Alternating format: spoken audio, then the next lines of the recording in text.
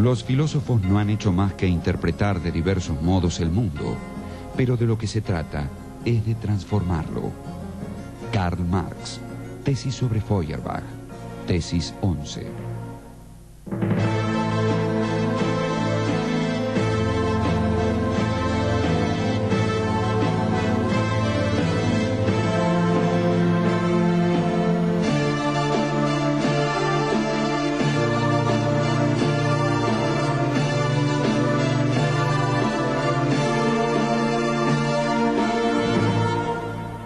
Karl Marx. Marx es un filósofo que plantea fundamentalmente que al mundo no hay que interpretarlo sino transformarlo. Plantea la filosofía de la praxis, la unión de la teoría y la práctica, la acción directa para transformar el mundo. Marx es un hijo directo de la filosofía clásica alemana. En realidad, la concepción de Marx viene de tres vertientes grandes. El socialismo utópico francés, con Owen, Lamennais y Saint-Simon, fundamentalmente Saint-Simon y Lamennais, la economía política inglesa y la filosofía clásica alemana, que está conformada fundamentalmente por Hegel y por Feuerbach, que son los principales maestros de Marx. Marx existe en el debate contemporáneo, existe en esto que estamos diciendo. Marx fue sometido a un duro examen por parte de Sartre, que finalmente se acercó mucho más a él de lo que él mismo hubiera previsto, diciendo una frase que de alguna manera es una frase que sigue siendo interesante. Marx es un pensador de ciertas condiciones del mundo y de la historia que aún no han desaparecido, de modo tal que la lectura de Marx se arrastra como un lento río a lo largo de estas grandes mutaciones tecnológicas, de lo que llamamos capitalismo, que lo tienen a Marx como un compañero indisoluble. Por eso Marx tiene una gran actualidad.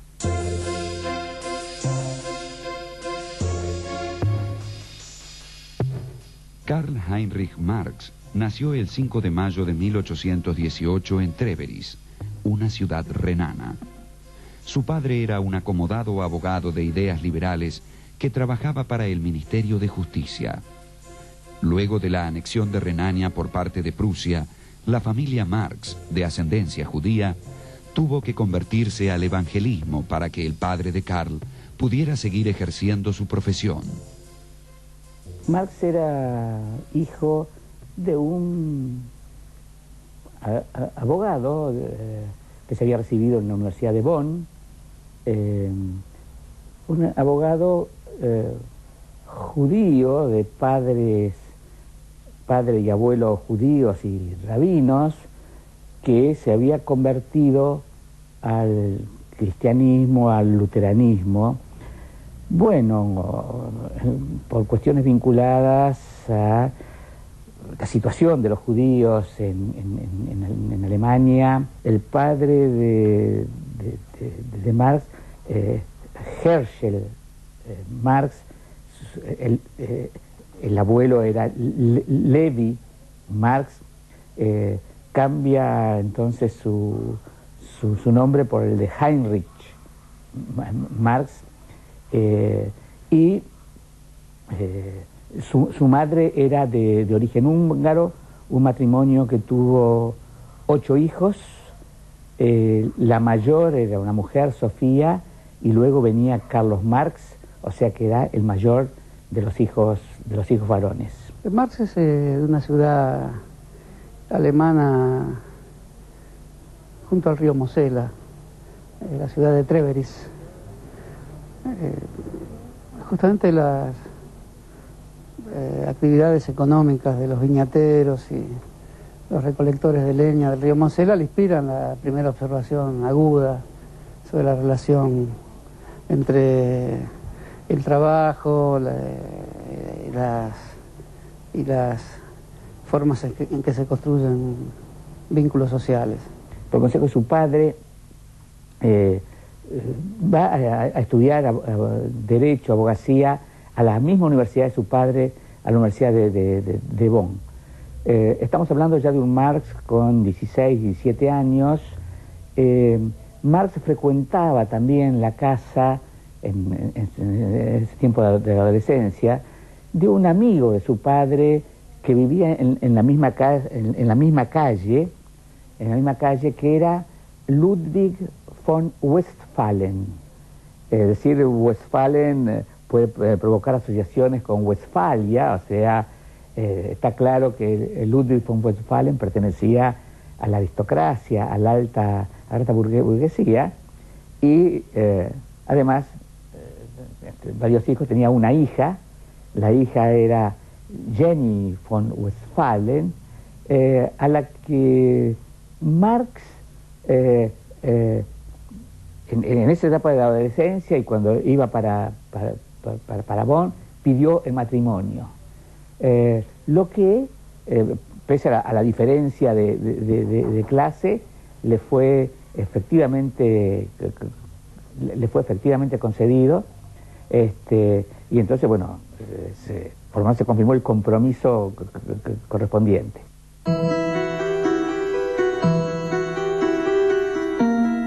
El joven Marx continuó sus estudios en Berlín, interesándose especialmente por la filosofía.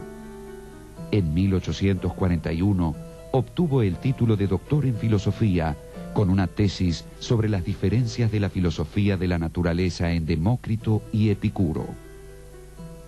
Del atomista y materialista Demócrito con el espiritualista Epicuro. Es curioso que en su tesis, digo, no de manera, en fin, terrible, digamos, se pronuncia de algún modo por el espiritualista Epicuro por sobre Demócrito. Digo, curioso, pensando en el desarrollo posterior de Marx.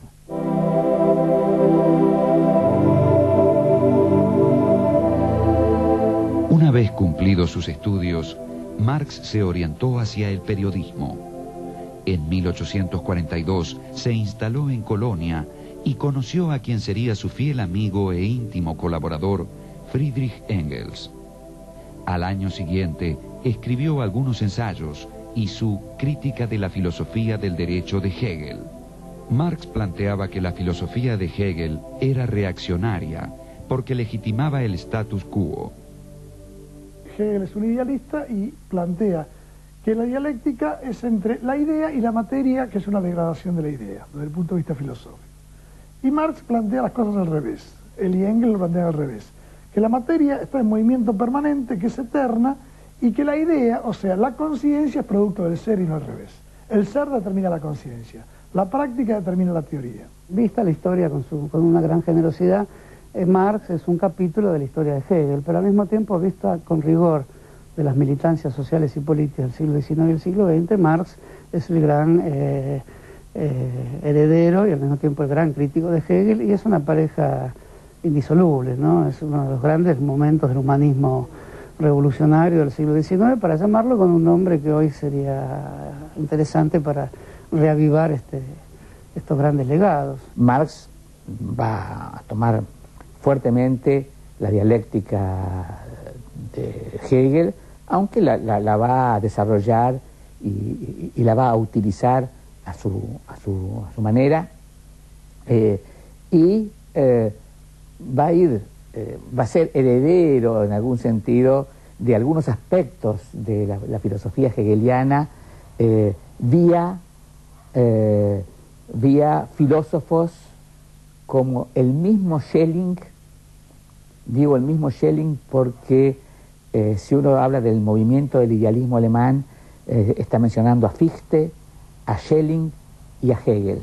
En términos generales, para estudiar a Marx no se puede estudiar a Marx desde la lógica formal, hay que estudiarla desde la lógica dialéctica. Y la lógica dialéctica no estudia la foto fija, estudia el movimiento. Estudia una cosa en sus concatenaciones, en sus principios y en sus terminaciones. Estudia la cosa siempre en movimiento, nunca fija. En 1844, Marx se dirigió con su esposa a París, donde intentó vivir de sus colaboraciones periodísticas. En esta época escribió los Manuscritos Económico-Filosóficos, que se mantendrían inéditos hasta 1930.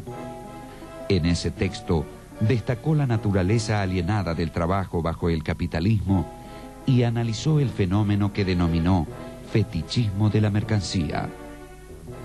Se supone que el precio, en términos económicos, tiene que ser la expresión monetaria del valor. Pero ¿por qué hay diferencia entre valor y precio? Te pongo un caso. A la cancha vos producís una pelota de fútbol. Supongamos que la producción de la pelota de fútbol te cuesta X tiempo producirla, por lo tanto, ese tiempo transfigurado en una medida monetaria son 100 pesos. Macanudo, la pelota vale 100 pesos porque cuesta X tiempo producirla. Pero vos la llevas a la cancha de River llena, cuando estás jugando con Boca, la pones en circulación, la pelota, y después la sacás en circulación. ¿Qué precio tiene esa pelota? ¿Su precio coincide con el valor? No, el precio se va a las nubes. ¿Por qué? Porque está fetichizada. Entonces el fetichismo de la mercancía, que es justamente la definición de la mercancía. Hay mercancías porque hay esta forma de tapar en la vida la experiencia real sobre las cosas y el papel que el hombre desarrolla gobernando las cosas. Como esto se invertiría, las cosas aparecen gobernando la vida, de ahí la expresión cosificación. Marx realiza esa formidable crítica que después tendrá una consecuencia en toda la filosofía del siglo XIX y del siglo XX, sobre todo del siglo XX, y en la Escuela de Frankfurt particularmente, muy amplia. De modo que la idea de mercancía como una experiencia falsa sobre la realidad, pero no menos que intensa, porque puede ser falsa, pero la experiencia también es una experiencia que liga a las personas a un mundo que hay que transformar, a un mundo que oculta las raíces de la vida productiva, pero no deja de ser una experiencia intensa. Yo creo que lo más importante de los manuscritos económicos filosóficos, que está escrito cuando Marx era joven, en 1844, cuando era hegeliana izquierda, es el concepto de alienación y enajenación. La alienación es la enajenación, la alienación es la alienación del hombre frente al trabajo, y la enajenación Marx le llama al hombre frente a la producción de bienes de consumo, de mercancías. Porque la mercancía es el propio capitalista. E inclusive el hombre está enfrentado a la naturaleza en ese momento. Aunque el hombre es parte de la naturaleza, se enfrenta a la naturaleza y cuando produce más objetos, se le da más valor a los objetos que produce que al hombre que los produce, digamos.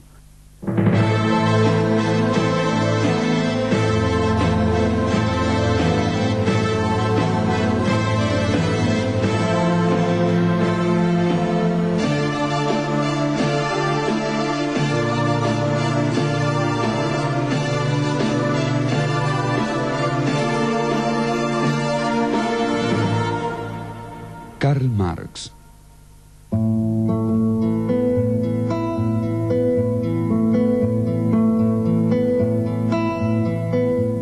Entre 1844 y 1845, Marx había publicado algunos artículos en un semanario de tendencia antirrusa y antiprusiana que se editaba en Francia.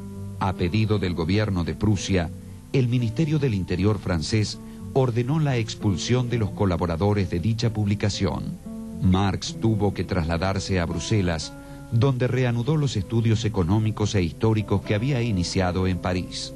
Engels se reunió con él y juntos dirigieron un periódico financiado por industriales renanos. También publicaron conjuntamente La Sagrada Familia, libro en el que criticaron fuertemente a los círculos académicos prusianos. En esos años, Marx redactó sus tesis sobre Feuerbach y un texto que solo fue conocido póstumamente, La ideología alemana. Exponía allí que la naturaleza de los individuos depende de condiciones materiales. Marx dice, digamos, que hay tres niveles para la comprensión de una sociedad. El nivel económico, en última instancia, es el que determina los otros niveles, pero los otros niveles son el jurídico-político y el ideológico. El jurídico-político está determinado por el Estado y las instituciones políticas. Y el ideológico está determinado por las ideas dominantes en ese momento. La lucha de clases no solamente se da en el terreno económico, se da en el terreno político y en el terreno ideológico. Lo que pasa es que para poder cambiar, por lo menos para empezar a cambiar la relación política y la relación ideológica, hay que cambiar las relaciones de producción. Cuando Marx se pregunta, además, bueno, ¿cuál es la posibilidad y cuáles son las vías para una transformación de la sociedad, para una transformación estructural de la sociedad? Entonces Marx va a decir que esas vías tienen que ver con la resolución de una triple contradicción. La primera contradicción es la contradicción entre el hombre y la naturaleza. La segunda contradicción se va a dar entre las fuerzas productivas y las relaciones de producción. La tercera contradicción claramente va a ser entre las nuevas relaciones de producción y la vieja superestructura.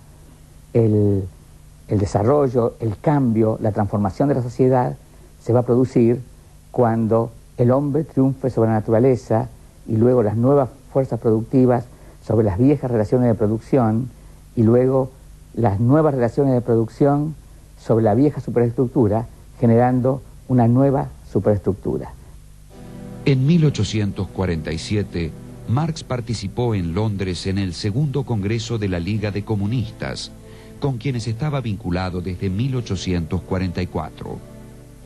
Este Congreso le encargó confeccionar, junto con Engels, un manifiesto comunista, que fue publicado en febrero de 1848. Allí, Marx y Engels expusieron, entre otras cosas, que la historia de las sociedades es siempre historia de las luchas de clases. Fue la piedra angular de lo que luego recibió el nombre de materialismo histórico. Es la materia que es el vínculo de relación de la sociedad con la naturaleza. Por supuesto está la naturaleza de por medio, pero esta está siempre transformada por el trabajo. Y cuando el trabajo al mismo tiempo aparece como un acto creador del humano, la materia se define como autocreación permanente del humano. Creo que esa es la mejor manera de interpretar el materialismo histórico.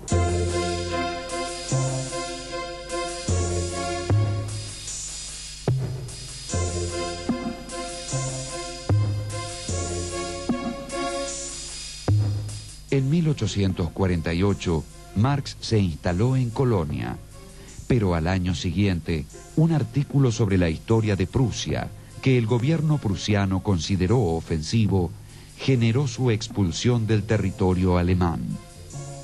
En agosto de 1849 se estableció en Londres.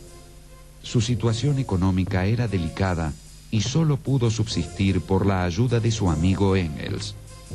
Marx siguió escribiendo. Entre 1850 y 1852 publicó dos admirables estudios históricos: Las luchas de clases en Francia y el 18 Brumario de Luis Bonaparte. Tanto las luchas de clases en Francia como el 18 Brumario de Luis Bonaparte están mostrando que él tiene plena conciencia y ha estado, y ha estudiado, y ha trabajado las diferentes clases sociales, las diferentes fracciones de clase, que de algún modo en el pensamiento de Marx, tenían que ver con una relación desde la infraestructura en la constitución de las clases a una superestructura. O sea que la superestructura tenía que abrevar en la infraestructura. Marx aceleró sus estudios sistemáticos de la historia económica, aprendió idiomas y comenzó a redactar las notas de lo que sería su mayor obra, Contribución a la crítica de la economía política. Fue publicada en 1859 y resultó bien recibida. La contribución a la crítica de la economía política es el antecedente del Capital, donde habla del dinero, el papel del dinero, de la metamorfosis de la mercancía, de que producción, circulación, distribución y consumo son un mismo proceso, que no están separados, cosa que después va a desarrollar en el Capital. Eso y los Grundrisses. Los Grundrisses son elementos borradores, digamos, que creo que son dos tomos, en donde ahí esboza los apuntes que después dan vida al Capital, digamos. Desde 1864, Marx fue elegido para integrar el Consejo General de la Asociación Internacional de los Trabajadores, o, como luego se la llamó, la Primera Internacional. Marx subrayó, en abierta oposición a los dirigentes anarquistas, la necesidad de formas efectivas de acción para defender los intereses obreros, sin excluir la constitución de la clase obrera en un partido político. Marx tenía la teoría del frente único. Siempre fue un hombre justamente que tenía propensión a unificar al proletariado y a debatir en el seno del proletariado las diferencias, digamos. Pero el seno del proletariado cuando va a patronar. Entonces crea la Primera Internacional, conjuntamente con los bakuninistas y demás, pero después hay una decisión de los anarquistas de la Primera Internacional, y Marx propone llevar esta internacional, que se llama Asociación Internacional de Trabajadores, a Nueva York. La otra se queda en Berlín y la manejan los anarquistas. La continuación de la contribución a la crítica de la economía política apareció en alemán en 1867 bajo el título El Capital, Crítica de la economía política, libro 1. En el campo social, precisamente lo que se ve es que hay un conjunto de clases, que están en constante lucha. Y entonces la pregunta es, bueno, ¿y por qué hay diferentes clases sociales que están en constante lucha? La respuesta que va a intentar dar Marx va a ser una resolución del tema, del problema, en el campo económico. No haciendo un reduccionismo a lo económico, en el que todo tenía que quedarse en lo económico. La idea de Marx es llegar a lo económico, resolver el problema en el campo económico y luego volver con el problema resuelto a cada uno de los otros ámbitos, al social, al político y más difícilmente al religioso. Aquí estamos hablando de una obra central como es El Capital. Según Marx, la riqueza no es producida por el capital, sino por el trabajo humano. Lo que origina la ganancia capitalista no es más que la explotación del obrero. Allí donde los economistas clásicos veían relaciones entre mercancías, Marx descubrió relaciones sociales. La economía clásica señalaba que el dinero producía más dinero. Este agregado de valor es lo que se llamaba plusvalía. La plusvalía es la cantidad de trabajo no retribuido. Y entonces, a través de la cantidad de trabajo no retribuido, Marx, por ejemplo, muestra cómo en el trabajo, una parte del trabajo es lo que el préstamo que de las máquinas hacen los capitalistas a los obreros para que puedan ejercitar su fuerza de trabajo. Otra parte es la ganancia del capitalista y otra parte es lo que se le da al obrero por la vía de un salario como pago por su trabajo. Según Marx, el capitalismo supone una tendencia al aumento de la miseria material de los trabajadores y, como consecuencia, tensiones sociales cada vez mayores.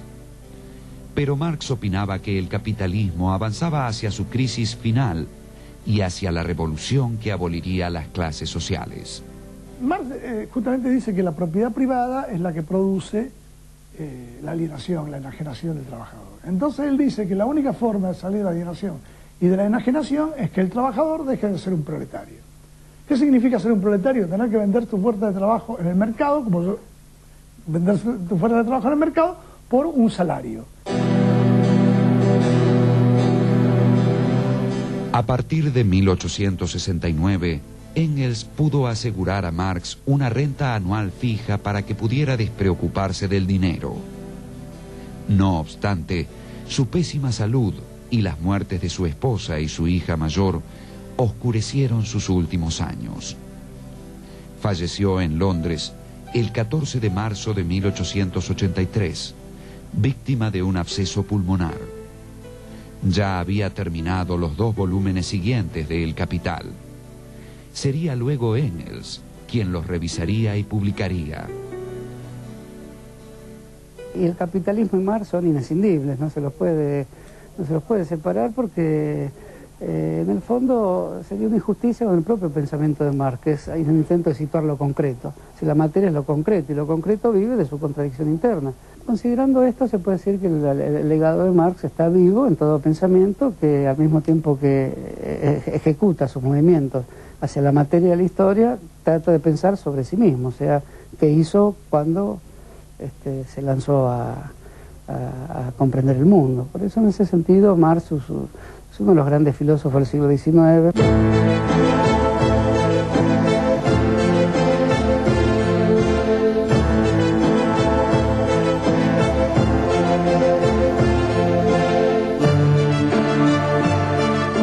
Las ideas de Marx influyeron en el movimiento obrero en general y en grupos autotitulados marxistas, pero también el capitalismo y sus teóricos tomaron nota de sus observaciones y realizaron cambios estructurales que sin él hubieran sido improbables.